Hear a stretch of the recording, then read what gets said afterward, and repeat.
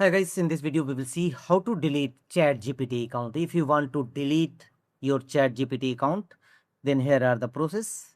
Launch ChatGPT first, and here click on your profile icon located at bottom left corner and click on settings.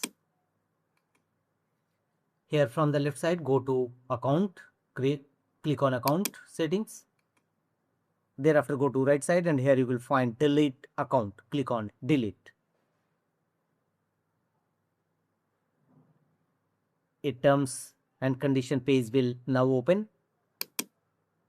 You must read this terms and condition. Delete account. Are you sure? Deleting your account is permanent and cannot be undone.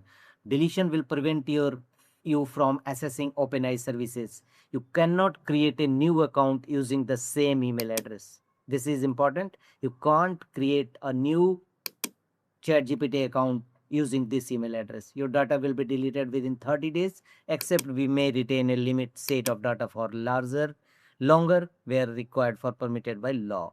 So finally, to proceed, type delete in field and choose proceed. And follow on screen instruction to complete the deletion process of your ChatGPT account.